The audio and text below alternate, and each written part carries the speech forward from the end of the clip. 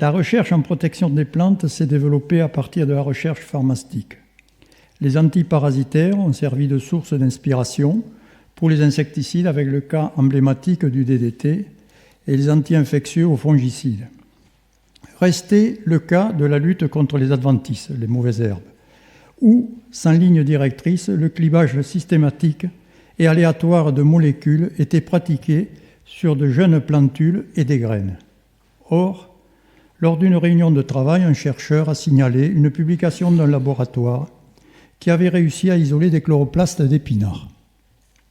Ce serait plus pratique de tester des produits sur chloroplastes que sur des plantules et on pourrait peut-être ainsi identifier des molécules plus spécifiques du règne végétal, avait-il proposé. Le premier auteur était Roland Douce, le laboratoire à Grenoble, et il a été décidé de prendre contact. L'accueil a été très chaleureux et le transfert de technologie immédiat. Ainsi est née notre collaboration avec Roland et tout son laboratoire. L'axe Grenoble-Lyon est devenu la route des chloroplastes. D'abord de Grenoble vers Lyon, puis l'inverse, avec quelques périspéties que je n'ai pas le temps d'évoquer ici.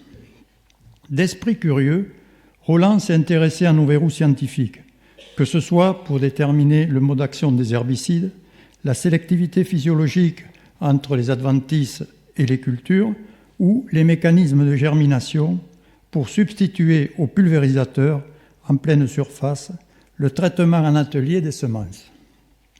Pour une meilleure collaboration, il nous a semblé opportun que des chercheurs des deux entités soient sur le même site. Nous sommes allés proposer cela au directeur du département de biologie du CNRS de l'époque. Il n'a pas été facile de le convaincre, évoquant les différences de statut, de salaire des chercheurs, les publications, la propriété industrielle et j'en passe. Toutefois, devant notre enthousiasme et notre réelle complicité, il s'est laissé convaincre et nous a laissé faire. Ainsi est né le premier laboratoire mixte français Industrie CNRS. Il perdure aujourd'hui, après presque 40 ans, ayant survécu à des acquisitions, Uniroyal, Union Carbide, à la fusion Hux-Rhône-Poulenc et au rachat par Bayer. En effet, au cours de ces opérations, de multiples centres de recherche ont été fermés. Celui de la Dargois à Lyon a survécu, certainement à cause de la qualité de sa recherche, due en particulier à la présence de ce laboratoire mixte. Sur le plan scientifique, ce laboratoire a toujours visé l'excellence et sur le plan technique a obtenu des résultats remarquables. Je n'en citerai qu'un, dont nous étions loin d'évaluer le retentissement sur le plan sociétal. La mise au point de la première culture au monde tolérante à un herbicide par introduction du gène d'une nitrilase de détoxification avant Monsanto et Calgene qui visait l'amplification de la cible d'herbicide.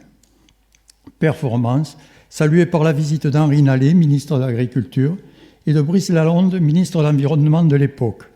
C'était dans les années 80. Par la suite, Roland a été affecté par les attaques des antisciences. Leur influence actuelle sur nos dirigeants et sur l'opinion publique via les réseaux sociaux n'est pas sans rappeler celle de Trofim Lysenko sur Staline et Khrouchtchev du temps de l'Union soviétique. Roland repose maintenant en paix, loin de ce déferlement d'inculture. Je remercie Michel Delseny, Christian Dumas, de m'avoir donné l'opportunité d'honorer sa mémoire devant cette assemblée, non seulement avec mon clavier, mais aussi avec mon cœur.